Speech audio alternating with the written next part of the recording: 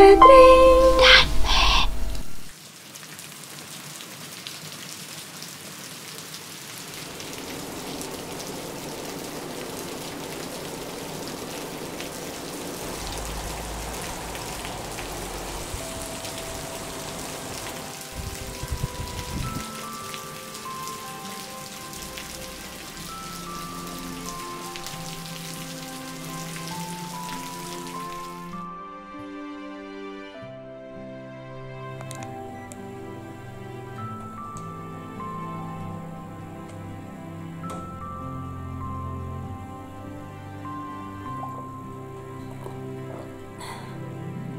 Hai semuanya, apa kabar? Selamat datang di Ayu Patrick dan Matt.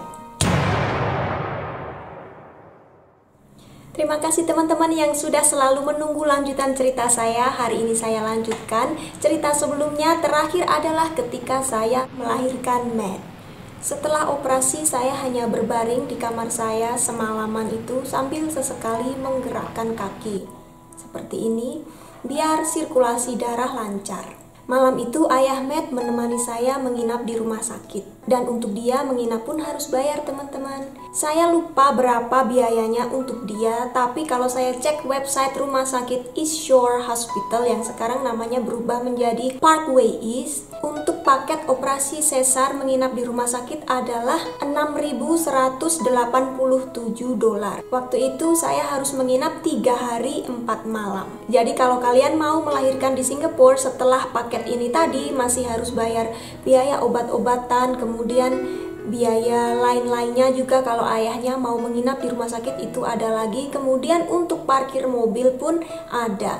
Perharinya sekarang $22.50. Jadi kalau 3 hari ya tinggal dikalikan 3. Kemudian setiap 3 atau 4 jam perawat akan datang membawakan Matt ke kamar kami untuk disusui. Keesokan harinya ayah langsung mengurus surat-surat untuk Matt di rumah sakit itu. Jadi kami bisa mendaftarkan kelahiran dia di sana. Tentunya ini dicatat oleh pemerintah Singapura. Karena kami dari keluarga campuran, lain waktu kami juga masih harus melaporkan ke kedutaan besar negara masing-masing. Saya ke KBRI dan kemudian ayah ke Kedutaan Besar Hungaria. Waktu itu sistem di KBRI masih agak ribet. Untuk mendaftarkan bayi, kami memerlukan 2 orang saksi, orang dewasa yang tinggal di Singapura. Jadi kami minta tolong teman tetangga kami, orang Indonesia yang sama-sama tinggal di sana 2 orang. Ayah harus ke sana minta tanda tangan karena saya kan belum bisa. Terakhir saya dengar aturannya sudah nggak perlu ada saksi lagi, jadi lebih mudah. Tapi yang jelas waktu itu setelah kita mendapatkan surat lahir dari KBRI, itu bukan akta kelahiran seperti yang kita kenal di Indonesia. Jadi kalau kita pulang ke Indonesia, kita tetap masih harus mengurus akta kelahiran lokal. Ya dimana kita punya kakak. Kalau saya kan di Cepu, ya di situ saya ngurus lagi. Semuanya dibantu oleh keluarga saya. Kenapa? Karena kalau suatu saat kita memutuskan untuk pindah ke Indonesia dan anak kita mau ke sekolah negeri, itu nggak bisa kalau pakai surat yang dari KBRI. Jadi tetap harus ada akta kelahiran lokal. Kemudian juga misalnya kita punya aset di Indonesia dan mau mewariskan kepada anak kita. Kalau mereka nggak punya akta kelahiran Indonesia, itu juga katanya waktu itu ya nggak bisa. Entah lagi kalau sekarang.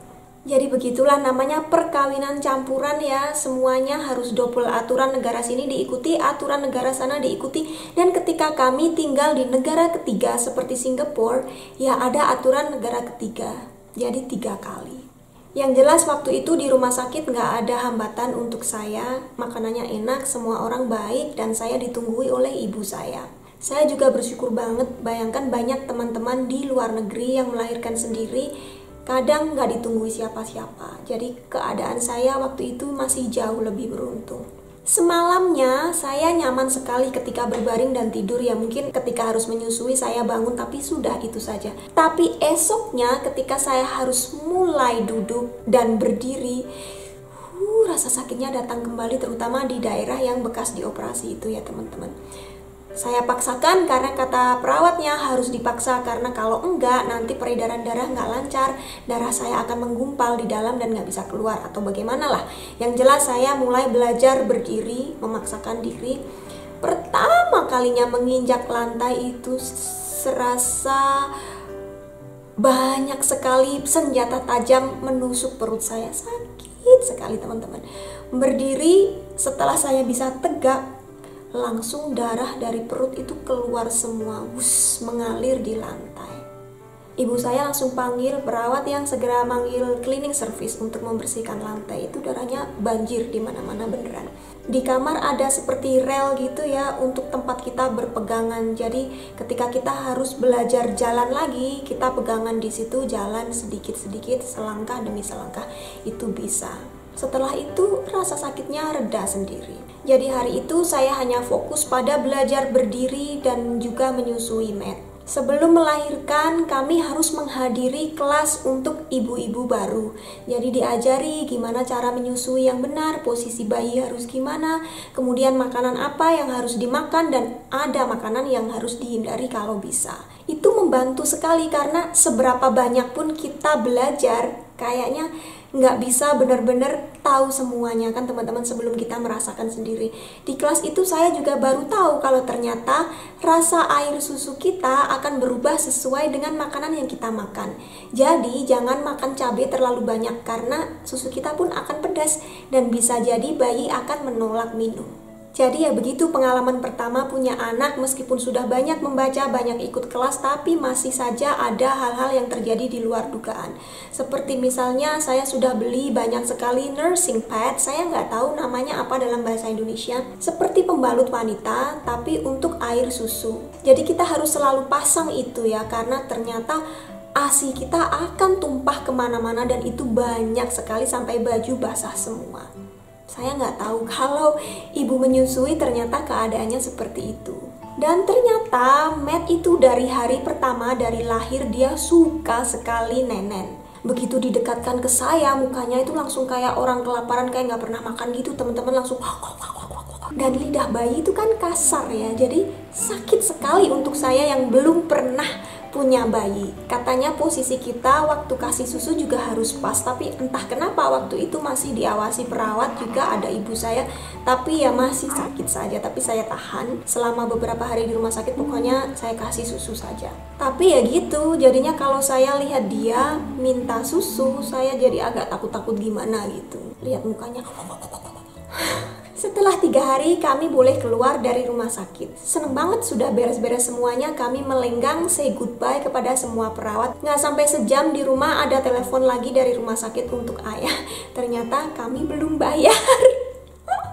Malu-maluin banget karena saking antusiasnya pengen pulang, lupa bayar. Ya sudah, akhirnya ayah Matt kembali lagi ke rumah sakit untuk bayar. Untuk beberapa hari pertama saya masih minum Panadol karena masih sakit di bagian perut, tapi saya sudah mulai bisa jalan-jalan dan sedikit beraktivitas. Wasir saya juga bisa dibilang mendingan, nggak sakit. Yang penting saya benar-benar menjaga pola makan saya. Minum air putih sehari minimal 2 liter. Kemudian makan makanan berserat, buah-buahan, pepaya, seperti itu ya, saya makan banyak sekali. Dan juga sayuran hijau. Ini saja sudah mencegah sembelit, dan karena saya sudah nggak punya sembelit lagi, ya otomatis buang air besar lancar dan pembuluh darah saya nggak bengkak lagi. Matt sehari-harinya kebanyakan tidur. Tapi kadang-kadang juga nangis sih, namanya anak kecil. Dicek popoknya bersih, sudah dikasih susu, terus digendong. Nggak tahu kadang-kadang juga masih nangis kayak gitu. Sudah sendawa, karena bayi kalau nggak sendawa kan pasti sakit perut ya setelah minum susu. Pokoknya sesuai buku petunjuk saya sudah cek semua, tapi dia tetap nangis. Kadang-kadang ya teman-teman, nggak selalu. Ya pokoknya seperti ibu baru lainnya, saya waktu itu harus berkenalan dengan anak saya. Meskipun dia anak saya sendiri, tapi kan baru ketemu, jadi belum tahu kebiasaan dia gimana. Selain belajar mengenali Matt, saya juga belajar mengenali diri saya sendiri. Karena tubuh saya berubah setelah melahirkan, apalagi menyusui. Setelah beberapa hari menyusui yang saya tahan rasa sakitnya itu, akhirnya sampai berdarah. Dan itu saya putuskan berhenti menyusui dulu, karena di dalam darah kan kita nggak tahu, siapa tahu ada virus bakteri di dalamnya. Saya nggak mau menularkan kepada Matt. Saya istirahat menyusui dulu, sementara itu saya pompa air susu, kemudian saya tuang ke botol-botol kecil sudah per porsi, sisanya saya masukkan freezer dan ke kulkas. Jadi kalau dia mau minum tinggal diangetin kemudian dikasihkan ke dia. Setelah 3 hari saya sembuh, saya kembali mau mencoba menyusui dia. Ternyata dia sudah nggak mau, teman-teman. Nangis dan blah blah blah, pokoknya dia nggak mau minum. Dari situ sudah keenakan pakai botol. Ya sudah, saya nyerah karena nggak apa-apa ya, itu tetap ASI dan mungkin bisa dibilang lebih praktis, karena kalaupun saya nggak ada, ayah Matt bisa gantiin saya kasih susu ke dia. Gitu aja sih. Jadi ya saya harus memompa ASI kalau ada waktu. Kemudian setelah Matt berumur 2 minggu, seperti yang saya bilang di episode sebelumnya, waktu itu bapak saya juga datang ya teman-teman. Jadi bertiga dengan sepupu saya pulang, digantikan oleh ibu mertua yang datang dari Hongaria. Tentu saja kalau ibu saya sendiri pasti fokusnya membantu saya, mengajarkan ini itu, kemudian saya masih sakit kan. Kalau ada ibu ya dimasakkan makanan kesukaan saya kayak gitu. Jadi fokusnya ke saya dan mungkin cucu. Kalau ibu mertua ya tentu saja fokusnya ke ayah Matt dan cucu. Beliau bantu masak untuk suami, jadi saya nggak perlu masak lagi. Dan untuk beliau sendiri, untuk saya ya saya masak seadanya, apa yang mau saya makan kemudian saya makan sendiri. Saya sudah bisa mengurus Matt, memandikan, mengganti popok, membersihkan, semuanya saya sudah bisa. Tentu saja kalau dia bangun saya nggak cuma harus merawat dia, tapi juga ngajak dia main, ngomong dia, namanya juga anak. Suami di saat seperti itu perannya penting sekali teman-teman. Nggak cuma sebagai suami tapi juga harus berperan sebagai ayah dan di lain pihak sebagai anak karena ada ibunya. Jadi dia seharian kerja di kantor, sore pulang ke rumah, kemudian ngepel, bersih-bersih rumah, karena saya meskipun sudah bisa dibilang sembuh, tapi untuk ngepel yang sampai jongkok-jongkok gitu kan masih susah. Jadi suami semua yang bikin kayak gitu. Setelah itu dia masih harus ngomong ibunya, karena kan jauh-jauh dari Hongaria, nggak mungkin didiamkan di rumah saja, jadi diajak jalan-jalan gitu. Sementara saya dengan Matt di rumah saja sampai sekitar 2 bulan. Ya tetap bisa sih keluar rumah, di situ kan ada kolam renang, ada playground kecil, di kebun gitu, jalan-jalan kayak gitu ya. Cuma saya belum ke mall, ke tempat-tempat ber-AC, keramaian yang banyak orang, karena bukan karena dipingit ya, tapi karena ketika bayi masih merah 2 bulan, mungkin daya tahan tubuhnya belum sekuat orang dewasa. Jadi kalau ada virus, kena hembusan AC dan lain sebagainya, kan banyak orang, itu mungkin kurang bagus juga. Jadi kami hindari ke tempat-tempat seperti itu. Jadi dari cerita saya seperti ini mungkin teman-teman bisa melihat kalau hubungan antar anggota keluarga itu kompleks sekali dan butuh usaha. Kita punya anak itu kan nggak hanya melahirkan, procot sudah, kemudian suruh main sama kakaknya, kan nggak gitu. Tetap kita harus meluangkan waktu untuk ngajak main, mendidik mereka satu persatu, mengajari dari cara ini, cara berjalan saja harus diajari, ya kan? Cara duduk, cara makan yang benar, berbahasa saja harus diajari, semuanya itu harus diajari. Begitu juga tinggal dengan mertua, nggak bisa hanya dengan ya sudah biarkan mertua mau apa saja terserah, nggak bisa kayak gitu, kasih makan sudah, enggak kan. Kita juga perlu berbahasa basi, ngajak ngomong, diajak cerita, sharing ini sharing itu, kemudian hobinya apa, kadang-kadang ya harus disenangkan gitu. Kalau beliau hobinya jalan-jalan seperti mertua saya, ya harus diajak keluar jalan-jalan. Kadang-kadang minat mereka dengan kita itu beda. Jadi di situ kita harus mengorbankan waktu kita. Ini capek, tapi memang penting sekali untuk keharmonisan keluarga. Terutama mungkin waktu itu yang paling capek ya ayah Matt, karena selain kerja di kantor, setelah itu dia harus ngomong Matt, kadang-kadang masa anaknya nggak dipegang sama sekali, masih harus bantuin saya ngepel, masih harus menyenangkan ibunya juga. Yang dulunya dia biasa main game berjam-jam itu sebagai sarana refreshing dia, sekarang sudah punya anak seperti ini ya nggak bisa lagi. Jadi begitulah kalau kita tinggal di luar negeri, kebanyakan kehidupan keluarga ya seperti itu, fokus pada keluarga sendiri-sendiri. Jadi bukannya fokus pada tetangga atau teman, tetangga kawin cerai, menikah lagi, atau apapun kita nggak tahu, karena kita sibuk dengan keluarga kita sendiri. Kalau ada waktu kosong, biasanya kami lebih memilih untuk me time. Jadi sendirian menyenangkan diri sendiri melakukan hobi kita. Yang suka nonton drakor seperti saya ya nonton kalau ada waktu itu beneran gak ada. Untuk ayah ya mungkin lebih suka main game gitu. Yang jelas kami memang makin bahagia dengan kehadiran Matt, tapi juga makin capek. Semakin hari makin besar kan Matt, dan itu makin berkurang waktu dia tidur. Total ketika dia terbangun itu kan pasti waktu saya hanya untuk dia. Entah itu bersihin popok, kasih susu, mandiin, main sama dia, dan lain sebagainya. Kadang-kadang ya harus digendong lah teman-teman, namanya bayi berbaring sepanjang hari pasti kan punggungnya juga capek. Jadi kadang-kadang harus kita gendong, kita ajak keluar jalan-jalan melihat matahari dan lain sebagainya kayak gitu ya. Begitu dia tidur, yeay, sorak-sorak bergembira. Jadi saya bisa mandi cepet-cepet gitu, kemudian masak dan makan. Kadang-kadang mandi baru selesai, mau makan belum makan, Matt sudah bangun lagi. Jadi ya, aduh ya sudah, bahasa Jawanya ngempet ditahan. Malam harinya Matt itu susah untuk tidur sepanjang malam. Dia minta susu setiap 3 jam. Jadi saya juga selama itu nggak bisa tidur semalaman. Saya seringnya nggak tega untuk bangunin ayah Matt, karena kalau Matt nangis itu menurut saya sudah kenceng ya, saya sudah kebangun. Sementara ayah enggak, tetap terlelap tidur. Mungkin juga dia capek karena dia kerja fisik kan seharian di kantor, kemudian di rumah, kemudian nganter ibunya kemana-mana. Jadi saya paham dia capek.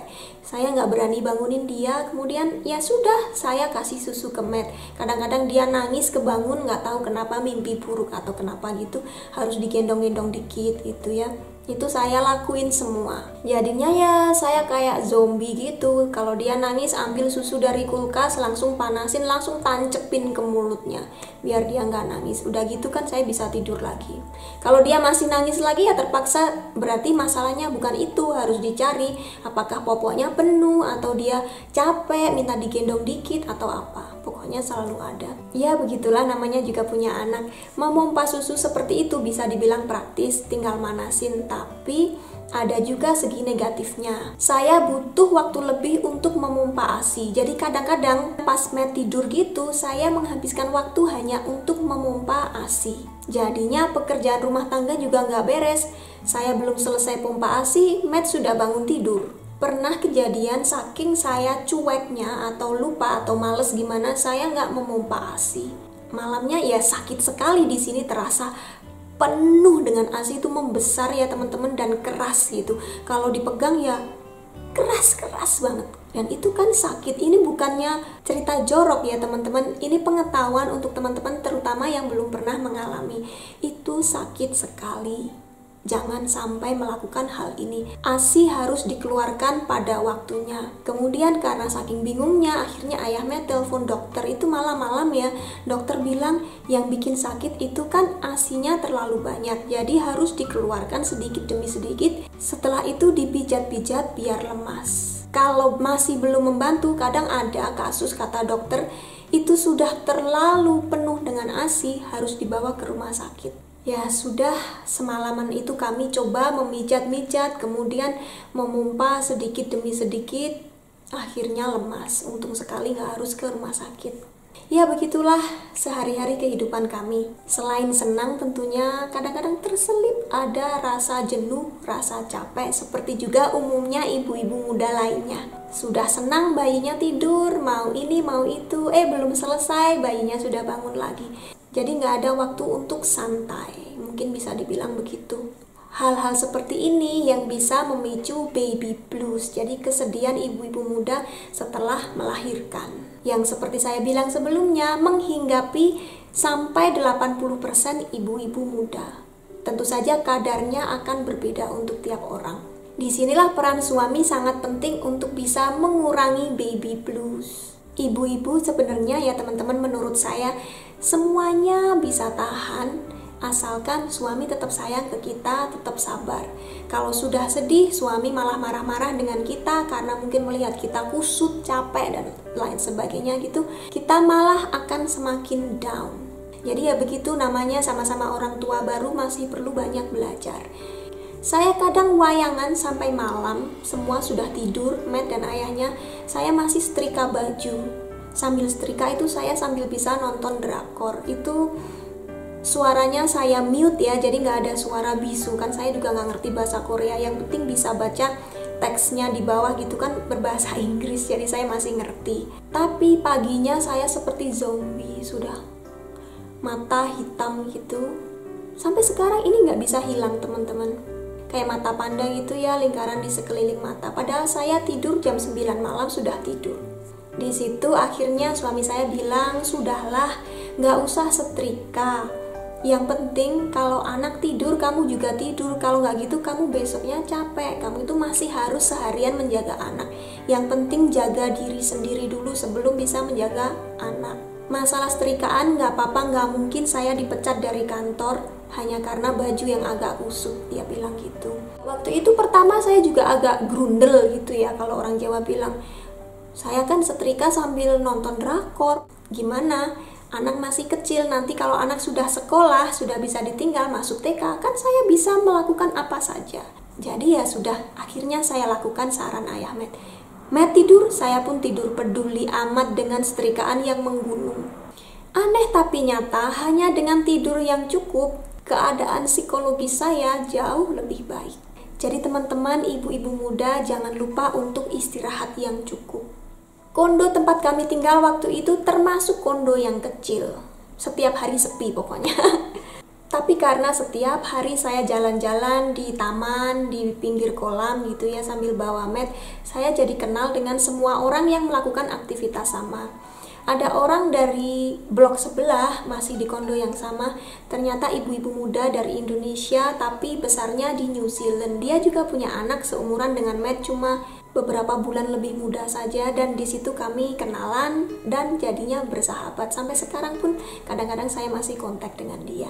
Seneng ya sama-sama punya teman senasib, dan perasaan kami juga sama. Seharian ngurus bayi, gugu gaga, abu gitu aja kan, nggak ada yang bisa diajak ngomong. Jadi begitu suami pulang, kami tuh seneng banget. Akhirnya ada manusia yang bisa mengerti bahasa kita gitu.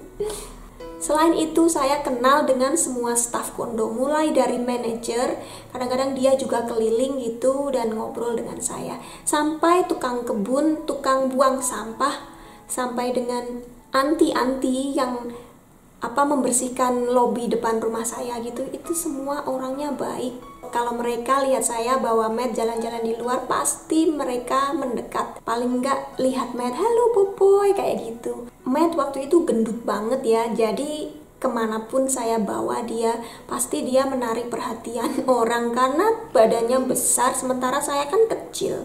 Ketika tahun baru Cina datang, uncle-uncle dan auntie yang ada di kondo ini kebanyakan mereka Chinese ya teman-teman. Mereka tuh pada ngasih angpau ke Matt. Padahal ya kalau dipikir gaji mereka tentunya nggak seberapa banyak kan, tukang kebun, tukang bersih-bersih semuanya ini, tapi kasih duit ke Matt. Nggak banyak ya, mungkin $5 gitu, itu berapa ya, 50.000 rupiah. Tapi kan dibandingkan dengan gaji mereka, saya ya nggak mau, nggak usah auntie, nggak usah uncle, ini nggak perlu repot-repot, saya bilang kayak gitu. Tapi mereka semua itu ngotot, ini namanya rezeki boboy ya, kalau panggil Matt itu boboy. Jadi kalau cewek gege, kalau laki-laki boboy. Ini rezeki boboy, jangan ditolak, ini kebudayaan kami ya, kalau tahun baru Cina harus ngasih angpau. Tuh, ya sudah saya terima dan terima kasih. Bahkan ada salah satu auntie yang bersih-bersih di depan rumah saya, jadi sering ngobrol dengan saya gitu. Itu tanya ke saya, karena ya memang saya kurus ya setelah melahirkan.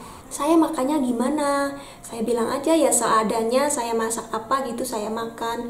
Terus dia bilang, ayo, no wonder you so skinny ya gitu. Maksudnya, makanya kamu ini kurus banget, kamu harus jaga diri, harus makan yang sehat biar anakmu makin sehat, kayak gitu-gitu. Biasalah, namanya juga ibu-ibu yang lebih tua gitu. Tahu nggak teman-teman, setelah hari itu setiap hari saya buka pintu pagi-pagi mau ngajak Matt keluar, di gagang pintu saya itu sudah dicantolkan 1 bungkus nasi padang dari auntie ini tadi. Tiap hari beliau belikan saya makanan.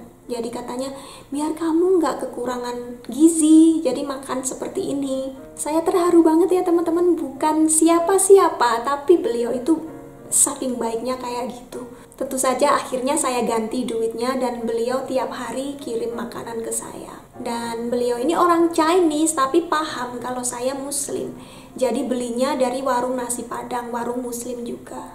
Waktu itu per porsi murah cuma Rp25.000.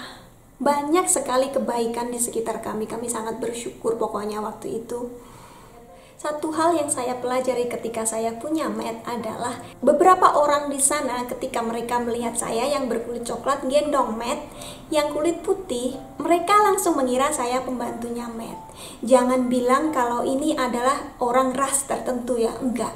Berbagai macam ras yang pernah melakukan hal seperti ini kepada saya. Sebenarnya saya sudah pernah bikin video tentang ini, tapi mungkin waktu itu saya agak emosional ya waktu cerita, mungkin terbawa suasana. Tapi sekarang ini saya sober, sadar. Saya sadar banget. Jadi gini ya teman-teman, di berbagai negara yang punya budaya pembantu seperti Singapura, bahkan Indonesia, mungkin juga di Hong Kong dan Taiwan yang mereka punya banyak TKW, tenaga kerja wanita dari Indonesia. Mungkin ada stereotip di dalam pikiran mereka, oh kalau orang ini seperti orang Indonesia dan bawa anak yang penampakannya beda, ya pastilah dia asisten. Mungkin ada seperti itu. Dan ini pelakunya bukan hanya warga negara Singapura, bukan hanya satu ras saja, bahkan orang-orang Indonesia yang tinggal di sana pun ada yang begini. Dan kadang mereka itu nggak bermaksud buruk, cuma kalau pertama kita bilang kayak gitu ya kaget juga sih ya pertama, lama-lama terbiasa. Apalagi kalau memang mereka tidak ada niat buruk. Kadang mereka nanya saja karena mau beramah tamah dengan Matt, kan Matt lucu banget. Boboy, padahal dia belum bisa ngomong. Boboy, where's your mommy? Mommy is working, is it? Saya bilang, saya ibunya. Oh maaf, kalau kayak gitu ya mereka kadang minta maaf, kadang ya oh malu juga ya teman-teman. Tapi mau minta maaf kan gengsi. Ada kan orang yang begitu, ya sudah. Terus ada lagi orang Indonesia sendiri. Di kondo saya ada beberapa rumah yang mempekerjakan TKW. Dan saya kalau lihat mereka, karena sama-sama orang Indonesia, ya saya senyum, ya kadang saya sapa gitu.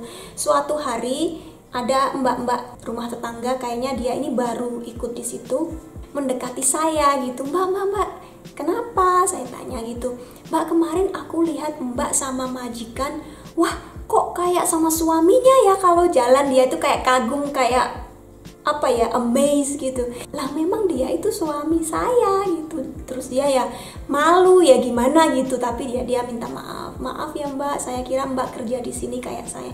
Nggak apa-apa kok, nggak apa-apa. Ya saya bilang gitu karena saya tahu memang dia nggak ada niatan buruk. Kemudian ada lagi orang-orang yang memang menganggap remeh profesi pembantu, yang ketika saya salami, bukan salam bersalaman tangan, maksudnya saya beri salam good morning gitu, mereka langsung melengos. Ada lagi yang langsung melotot. Yang paling berkesan adalah seorang agen asuransi yang menawarkan asuransi di rumah saya. Waktu saya kasih salam, hello, good afternoon, dia langsung melotot. Berani-beraninya kamu kasih salam saya. Itu yang paling berkesan untuk saya. Dia itu menjual jasa kok gayanya seperti itu. Ya sudah, saya mana mau beli asuransi dari dia, gitu aja sih. Hal seperti ini tidak pernah saya alami di Hongaria, dan saya rasa di negara Eropa lainnya juga jarang karena memang tidak ada budaya orang memiliki pembantu.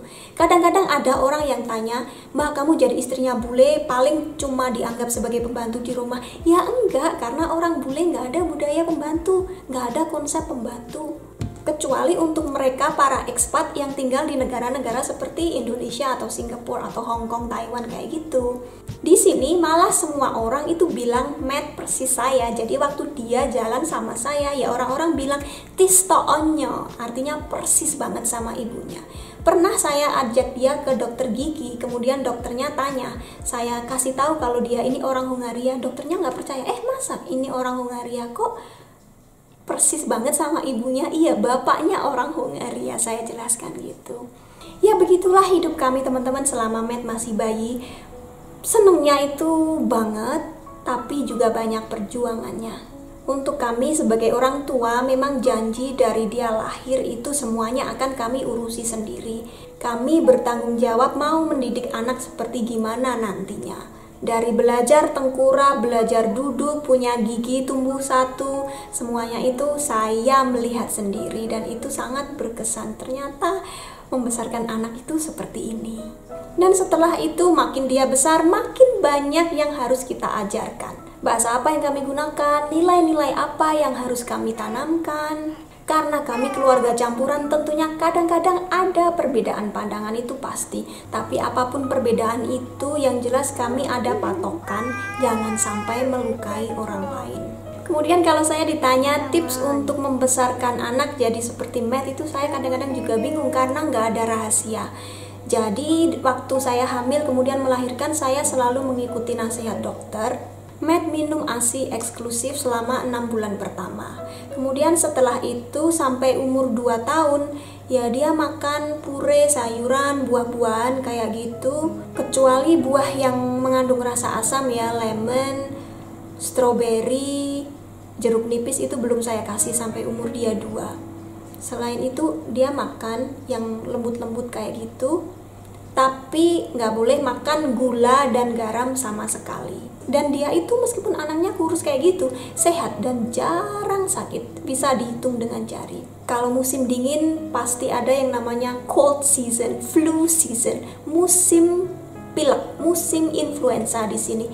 Dia sendiri nggak pernah kena. Saya lanjutkan cerita saya tadi. Setelah Matt berumur setahun, akhirnya kami memutuskan untuk pindah lebih mendekati ke kota. Waktu itu kan kami tinggal di ujung timur Singapura, sementara kerjaan ayah, kantor ayah itu di ujung selatan. Jadi agak jauh juga, perjalanan hampir sejam naik mobil. Kemudian kami ingin tinggal di tempat yang lebih ramai, paling nggak ada playground, jadi Matt bisa sosialisasi dengan anak lainnya, dan juga ayah bisa lebih cepat sampai ke kantor. Ada rezeki, kami pindah ke satu kondo, lebih besar, lebih ramai, tapi masih 2 kamar. Sewa apartemen sebelumnya itu ketika kami pindah ya $1.900, 19 juta rupiah. Di tempat yang baru ini, ketika kami baru masuk, kami membayar 25 juta rupiah per bulan. Ya lumayan besar peningkatannya, tapi memang pasaran properti waktu itu segitu, jadi ya gimana lagi. Dan di situ akan banyak cerita yang terjadi karena Matt juga makin besar, kehidupan kami juga berubah dan lain sebagainya yang akan saya ceritakan di bagian berikutnya. Terima kasih untuk teman-teman yang sudah menonton, semoga nggak bosan dan semoga bermanfaat. Sampai ketemu di video berikutnya.